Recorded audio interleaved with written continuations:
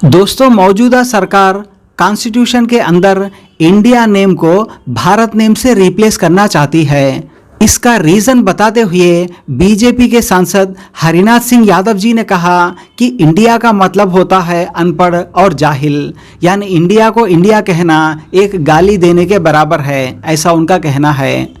दूसरी तरफ विपक्षी पार्टियों का यह मानना है कि जब से इंडिया नेम का गठबंधन बना है तब से सरकार को इंडिया नेम से ही प्रॉब्लम होने लगी है, इसीलिए वो इस मुद्दे को फिलहाल उठा रहे हैं और अननेसेसरीली इंडिया नेम को हटा रहे हैं भारत नेम से। वैसे इस बात का विरोध फिलहाल आम आदमी पार्टी के संजय सिंह जी ने भी किया है।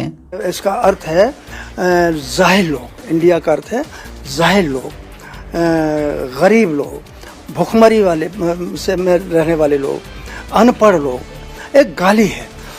जहां तक इंडिया गठबंधन का सवाल है, हमने क्या लिखा? जुड़ेगा भारत, जीतेगा इंडिया।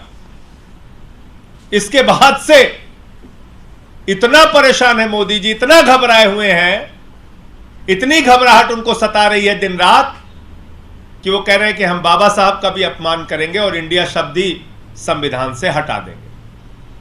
और ये बात अपने आप में कितनी खतरनाक है। IIT, Indian institute of technology, IIM में इंडिया, इसरो में इंडिया, एम्स में इंडिया, कहां से इंडिया हटाओगे? और मैं तो सोच रहा हूं कि भारत की सरकार नरेंद्र मोदी जी इस देश को पर तीसरी नोटबंदी लागू कर देगी। क्योंकि मैंने ये नोट देखी, ये 100 रुपए की नोट, इसमें क्या लिखा हुआ है? Reserve bank of India. इसमें लिखा हुआ है reserve bank of India.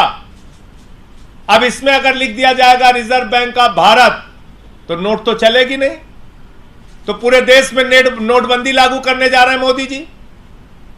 Reserve bank of India के नीचे क्या लिखा हुआ है?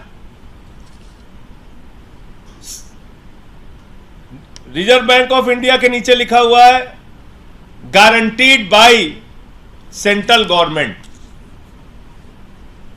सेंट्रल गवर्नमेंट भी लिखा हुआ है और रिजर्व बैंक ऑफ इंडिया भी लिखा हुआ है।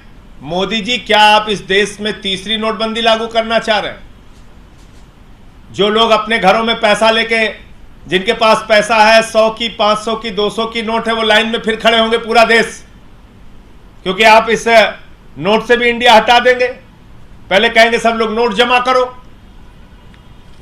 ये कैसी मानसिकता है आपकी?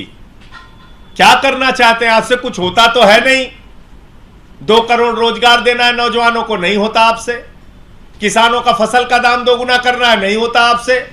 महंगाई कम करनी है, डीजल का, पेट्रोल का, सरसों के तेल का, गैस के सिलेंडर का, किडनी का, कैंसर का, टीवी की, हार्ट की दवा का, सबका दाम बढ़ाते जाते हो। कहा था 2022-15 अगस्त तक सबको पक्का मकान दे दोगे, वो भी नहीं होता। 15 लाख हर खाते में दे दोगे, वो भी नहीं होता आपसे।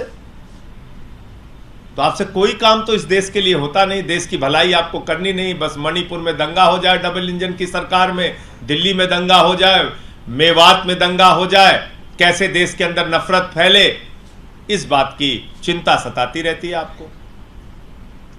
तो इसलिए ये जो एक कोशिश है, एक नापाक इरादा जो मोदी सरकार का है, इसका हम लोग विरोध करेंगे और बाबा साहब डॉक्टर भीमराव अंबेडकर जी का अपमान, भारत के संविधान का अपमान, इस देश की जनता, इस देश के करोड़ों दलित, आदिवासी, वंचित समाज के लोग और जिनकी आस्था बाबा साहब में है, वो कतई इस बात को बर्दाश्त नहीं करेंगे।